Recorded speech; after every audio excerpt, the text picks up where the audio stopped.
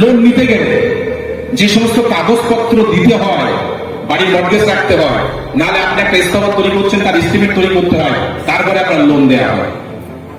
আপনারা জানেন Punjab national bank, সেই পাঞ্জাব ন্যাশনাল ব্যাংক থেকে একজন ব্যক্তি কত টাকা নিয়েছেন? 15,000 কোটি টাকা। 15,000 কোটি টাকা কত দিয়ে হয়?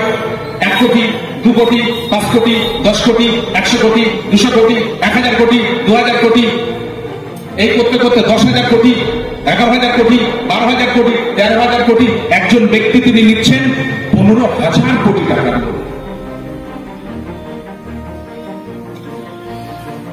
এখন বলুন যে আপনারা লোন নিতে গেলে আপনাদের বাড়ির স্থাবর অস্থাবর সমস্ত কিছু মর্টগেজ দিতে হয়, তাহলে একটা ব্যাংক থেকে একজন ব্যক্তির নামে 15,000 কোটি টাকা লোন স্যাংশন হচ্ছে।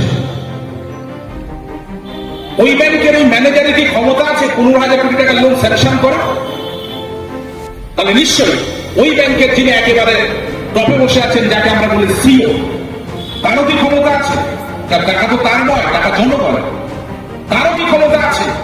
তাহলে এই সব নিতে গেলে তাকে রিজার্ভ ব্যাংক থেকে নিতে হচ্ছে। তাহলে রিজার্ভ ব্যাংকের ক্ষমতা আছে যে একজন ব্যক্তির নামে 15,000 কোটি টাকা। টাকার সংখ্যাটা ভাববেন, 1 টাকা, 2 টাকা, 10 টাকা নয়। যদি 100 টাকার নোট দিয়ে 15,000 কোটি টাকা দেওয়া হয়, গুনতে 1 বছর লেগে যাবে একজন ব্যক্তি। তাহলে 15,000 কোটি। এই নির্বাচন ভারতবর্ষের স্বাধীনতা সংগ্রামের আরেকটা নির্বাচন। এই লড়াই দেশ বাঁচানোর লড়াই, এই সংগ্রাম দেশ বাঁচানোর সংগ্রাম। এখন বলতে পারেন কোন দেশ কিসের সংগ্রাম? আপনারা নিশ্চয়ই জানেন 1947 সাল, 1757 থেকে 1947 সাল, প্রায় 200 বছর ধরে ইংরেজরা ভারতবর্ষে যেভাবে রাজত্ব করেছিল, তাদের এই রাজত্ব থেকে ছিনিয়ে নেওয়ার জন্য অসংখ্য দেশপ্রেমিক তারা রক্ত দিয়েছিল দেশকে বাঁচানোর জন্য, দেশকে উদ্ধার করবার জন্য। শেষ পর্যন্ত 1947 সাল 15ই আগস্ট দেশ উদ্ধার হয়েছিল, ভারতবর্ষ স্বাধীনতা আমরা সেদিন স্বাদ পেয়েছিলাম। Doctor B.R.. আম্বেদকর সেদিন একটা সংবিধান রচনা করেছিলেন। পরবর্তীকালে 1949 খ্রিস্টাব্দের 26শে জানুয়ারি এই সংবিধান প্রথম কার্যকরী হয়। বিজেপি বলছে তারা যদি ক্ষমতায় আসে তাহলে ভারতবর্ষের সংবিধানটাকে 3 টুকরো করবে। একটা ফেলবে বঙ্গোপসাগরে, একটা ফেলবে আরব সাগরে, একটা ফেলবে ভারত মহাসাগরে। ঠিক সেই জায়গায় দাঁড়িয়ে ওরা যে ভারতবর্ষের সংবিধানটাকে ওরা 3 টুকরো করতে চাইছে। আপনারা নিশ্চয় জানেন ভারতবর্ষের যে জাতীয় পতাকা, তেরেঙ্গা পতাকা, বিজেপি আরএসএস এর মতে এই তেরেঙ্গা শব্দটা হচ্ছে অশুভ। এই অশুভ পতাকাটাকে তারা ব্যান করতে চায়। তাহলে তারা যে বলছে যে আমরা যদি জিতি তাহলে আমরা যে রাষ্ট্র স্বপ্ন দেখাচ্ছে, যে হিন্দু রাষ্ট্রের স্বপ্ন, সেই হিন্দু রাষ্ট্রে সেখানে সমাজ ব্যবস্থাটা কেমন হবে? সেখানে হিন্দু, মুসলিম, খ্রিস্টান, জৈন, সেখানে পরস্পর তাদের পারস্পরিক সম্পর্ক কেমন হবে? এই সম্পর্ক জানতে গেলে এই বিজেপির যারা পরিচালনা করে আরএসএস, রাষ্ট্রীয় স্বয়ংসেবক সংঘ, সেই স্বয়ংসেবক সংঘের প্রতিষ্ঠাতা, আরেকজন প্রতিষ্ঠাতা এম.এস. গোলারকারের একটি বই আছে। সেই বইটার নাম we are hour nation defined এবং বার্থ অফ থটস। হিন্দু সম্প্রদায় যেমন পবিত্র বেদকে তারা ধর্মগ্রন্থ মনে করে, মুসলিম সম্প্রদায় যেমন কোরআনকে তারা পবিত্র ধর্মগ্রন্থ মনে করে, খ্রিস্টান সম্প্রদায় যেমন বাইবেলকে মনে করে, ঠিক তদ্রূপই আরএসএস তারা মনে করে তাদের বাইবেল হচ্ছে we are our national define. বলতে পারে উই আর ন্যাশনাল ডিফাইন কি, তাতে কি আছে? বার্থ অফ থটসে কি আছে? We are our national define, সেখানে মুসলিম, খ্রিস্টান থেকে শুরু করে কমিউনিটির সম্পর্কে তাদের একটা মূল্যায়ন আছে। পাশাপাশি আরএসএস এর প্রতিষ্ঠাতা আরেকজন এম.এস. গোলারকার, তিনি এই ভারতবর্ষের সূত্র, নবসূত্র থেকে শুরু করে তাদের সম্পর্কে একটা মূল্যায়ন আছে। আরএসএস এর প্রতিষ্ঠাতা এম.এস. গোলারকার তিনি 1960 খ্রিস্টাব্দে গুজরাট ইউনিভার্সিটিতে যাচ্ছেন, গিয়ে সেখানে বক্তব্য রাখছেন।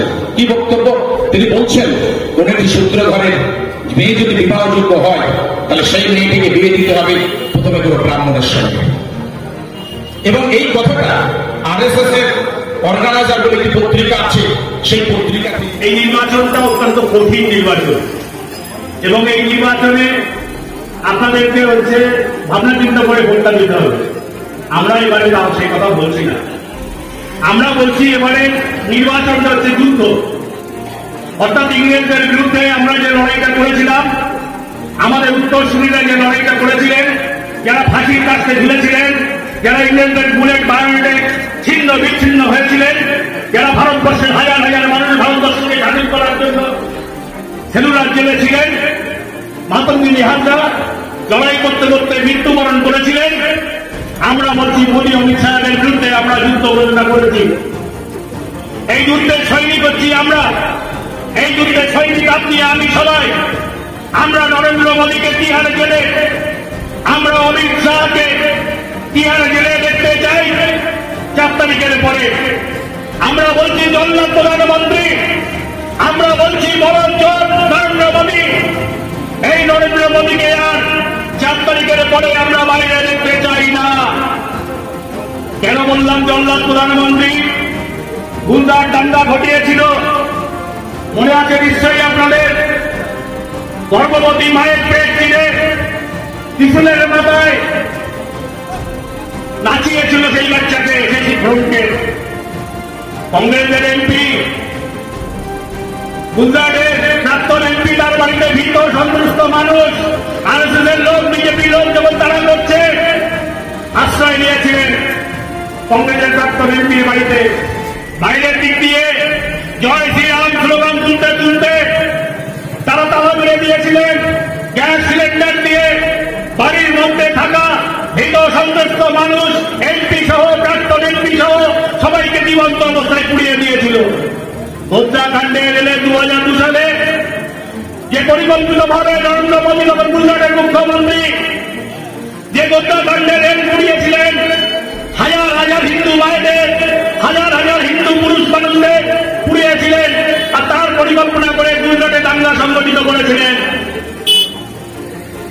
এই প্রধানমন্ত্রীকে শুধু জল্লাদ বললেই হবে না। যখন ভারতবর্ষের প্রধানমন্ত্রী মণিপুরের মতন কাণ্ড ঘটালেন, হাজার হাজার মা বোনেদেরকে বিবস্ত্র করলেন, শাড়িটাকে খুললেন, ব্লাউজ খুললেন, প্রকাশ্য দিবালোকে গণধর্ষণ করলেন হাজার হাজার মা বোনেদের। একটা বাচ্চা শিশু যখন মায়ের গণধর্ষণ হচ্ছে, সেই বাচ্চাটা যখন মায়ের কাছে গিয়ে চিৎকার করছে, সেই বাচ্চাটাকে গিয়ে আগুনের মধ্যে ছুঁড়ে ফেলে দেওয়া হলো। আর আমার সামনে যে মেয়েটি দাঁড়িয়ে আছে, সংবাদ কভার করছে, এরকম সাংবাদিকদের বিবস্ত্র করে সারা মণিপুর ঘুরিয়েছিলেন।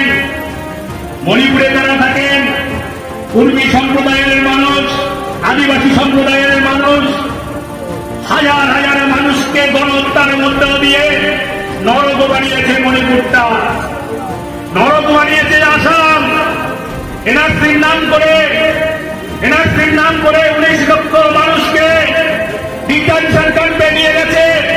তার মধ্যে 14 লক্ষ মানুষ ছিল হিন্দু সম্প্রদায়ের মানুষ, রাজবংশী সম্প্রদায়ের মানুষ, মতুয়া সম্প্রদায়ের মানুষ, তেলি সম্প্রদায়ের মানুষ। এরকম অজস্র নিম্ন বর্ণের মানুষদেরকে তারা ডিটেনশন ক্যাম্পে রেখেছিলেন। আর কিছু মানুষ, মুসলিম মানুষকে তাদেরকে ডিটেনশন ক্যাম্পে রেখেছিলেন।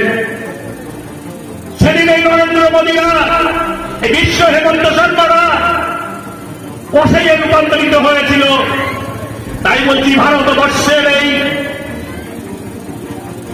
খুনি শুধু নয়, জল্লাদ শুধু নয়, কষাই প্রধানমন্ত্রীকে আমরা তিহার জেলে দেখতে চাই।